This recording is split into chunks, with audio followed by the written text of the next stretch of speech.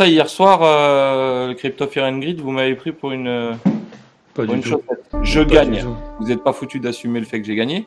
Et en plus, vous me faites participer aujourd'hui avec un 11 ou un 12 pipé, quoi. En fait, vous respectez rien. Que l'autre, il respecte rien, ça, je le sais, c'est sa nature. Personne n'est dupe. Je pensais quand même que tu avais un peu de... Personne n'est dupe, Peter. Bien sûr, cher. On va faire un sommaire, les amis. Un scam. Bon, les autres me font pas plaisir, mais celui-là, il m'a vraiment fait de la peine pour le coup. Et puis FTX et FTX. On va commencer par le scam, Pete. Qu'est-ce que t'en penses?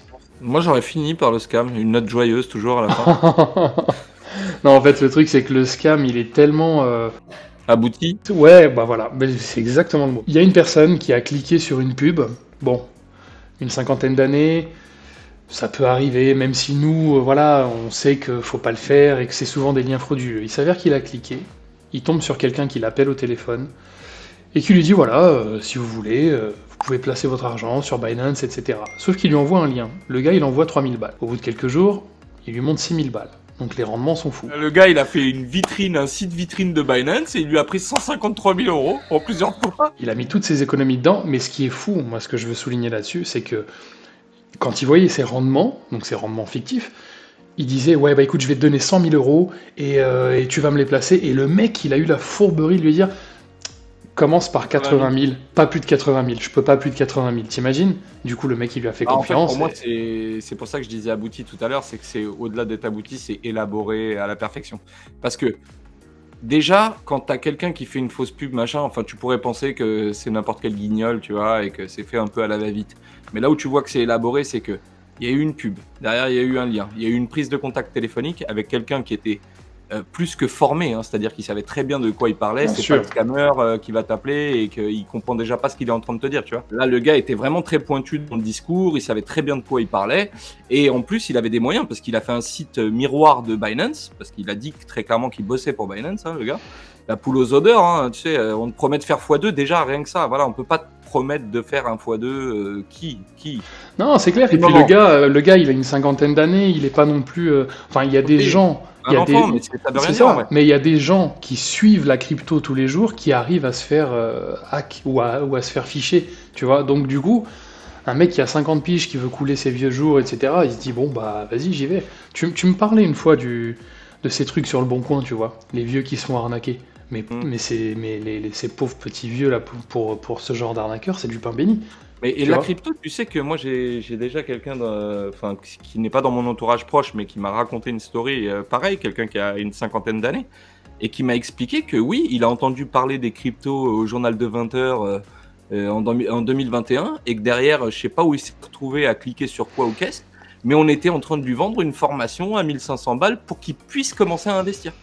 Voilà. Et moi, quand il m'a raconté la story, j'ai dit oh là, ça va trop loin. Si vous voulez investir, vous ouvrez un compte Binance, mettez 50, 100 par mois et vous investissez. Voilà. Mais je comprends pas l'histoire de 1500 € de formation. Enfin, ce que je veux dire par là, c'est que les quinquas, quelque part, c'est pas leur, tu vois, leur base, quoi. C'est pas quelque chose qu'ils maîtrisent. Voilà. Donc pour eux, à la limite, c'est la finance traditionnelle. Et la finance traditionnelle, à l'époque, tu avais des gestionnaires de compte, tu vois ce que je veux dire. Aujourd'hui, c'est plus toi qui vas gérer ton PEA et encore. Oui, c'est ça, bien sûr. Voilà. Faites attention au scam, quel qu'il soit, que ce soit celui-là ou même FTX, du coup. On va en parler d'FTX, qui compliqué à voir venir. Ouais, qui a une technique pour récupérer des fonds, c'est de coller des procès à tout le monde, c'est ça? Alors, je ne sais pas si c'est une technique qu'ils ont pour coller des procès à tout le monde. En attendant, là, ils sont en train d'en coller un à Grayscale, si je comprends bien. Grayscale, c'était pas Si, celui qui fait du discount Bitcoin. En fait, quand j'ai lu la news, j'ai eu un doute. Je me suis dit, est-ce que c'était ça ou mais c'est marqué à la fin d'ailleurs de la news que je crois qu'il est à 40% moins cher que voilà, c'est ça. Et c'est Crypto Foufi qui en avait parlé et t'avais repris le truc, tu nous en avais parlé. Exactement. Okay. Et ils te vendent du BTC sans en posséder vraiment, tu vois. Ils te vendent un BTC, un GBTC. C'est le nouveau PDG qui souhaite récupérer 550 millions et qui considère que Grayscale fait en sorte de ne pas les rembourser par des pratiques déloyales, si tu veux. Ouais. Tu as raison, hein, tout à l'heure quand tu disais que FTX fait des procès un petit peu à tout le monde pour essayer de récupérer ses fonds. Mais en même temps, FTX aujourd'hui, c'est géré par un gars qui est là pour récupérer des fonds, en gros. Et donc, il est normal que là où ils ont mis leur argent, ils essaient de le reprendre, si tu veux. Mais vu que la plupart étaient exposés et la plupart sont déjà eux-mêmes en grande difficulté, ils sont pas prêts de revoir l'argent. Hein. Pour moi, tu vois, ça va être très très compliqué. C'est un jeu là où tout le monde va avancer au ralenti et Et l'argent va pas se débloquer du jour au lendemain, moi, tu vois. Quand tu vois la somme qu'il paye en avocat, c'est quoi ces honoraires à 3000 $ de l'heure là? Non mais sérieusement. Déjà, il y a le PDG qui a été nommé pour redresser l'affaire et essayer de machin, qui lui prend je sais plus combien de la minute. On est déjà sur un truc assez incroyable. Si on va par là, même s'il récupère 550 millions de grayscale et ailleurs et où tu veux, au prix où il dépense les millions là, il va pas rester grand chose à rendre à qui que ce soit, si tu veux mon avis. Pour ces avocats-là, en fait, FTX c'est la poule aux œufs d'or et c'est le dindon de la farce, quoi. Genre, allez les gars, on peut y aller. Je pense que déjà, tu es obligé de mettre des spécialistes si tu veux. Tu vois un petit peu l'ampleur de ce que était FTX et des fonds qui sont engagés. Donc, tu te dois effectivement de.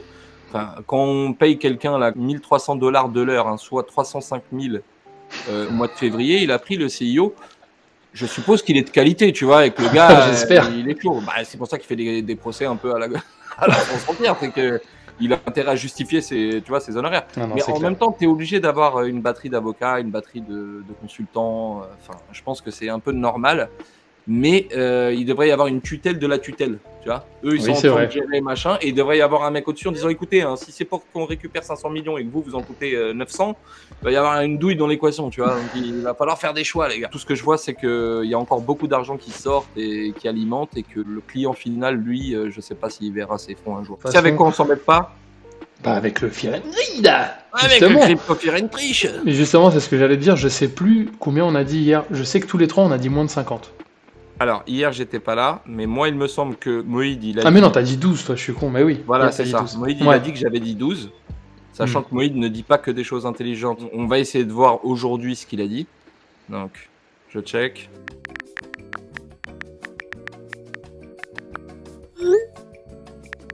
Ok, lui, pour lui, demain, c'est 78. Il doit parler de son année de naissance, je sais pas. En attendant, on va lui laisser le bénéfice du doute. Aujourd'hui, il est à 50. Je sais exactement. Pas, comment vous étiez, vous?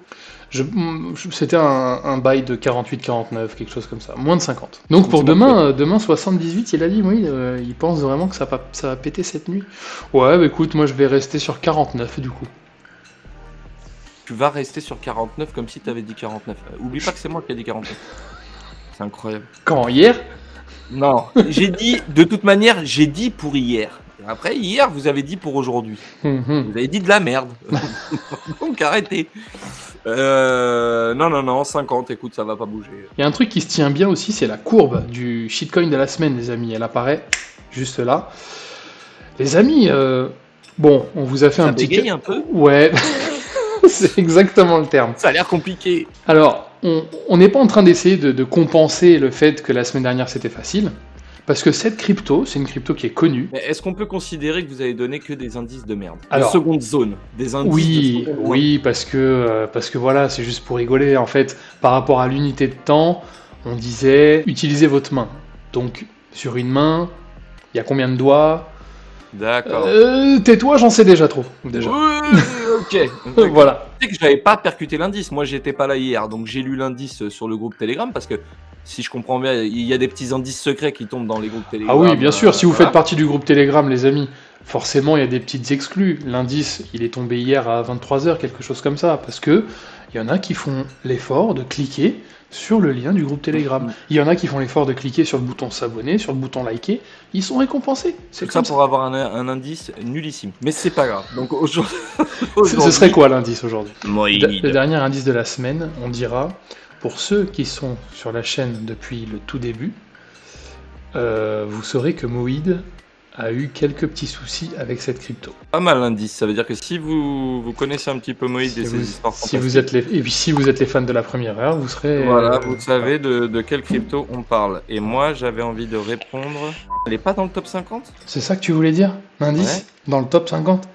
Qu'elle est pas dans le top 50. Ah, pas d'accord. Tout le monde. Parce que... t'es une Non, t'es une yo. Parce que là, les gens, ils se disaient, ah, il nous donne un bon indice. Ah non, en fait, c'est de la merde. Je me sens pas bien. Pas mal. Je vais vous donner un indice, les amis. Je pensais qu'elle faisait partie du top 50. Donc c'est pas non plus une crypto éclatée. Tais-toi, j'en sais déjà trop. Non, tu pars trop. Il continue. Je vous la fais courte. Il venait de vendre son affaire. Il y a rien de court là. T'es en train de nous faire l'histoire sa mère en entier, mon gars. Ça va durer 10 minutes. Ah, Tu peux pas dire, ouais, le gars, il a fait une vitrine, un site vitrine de Binance et il lui a pris 153 000 € en plusieurs fois.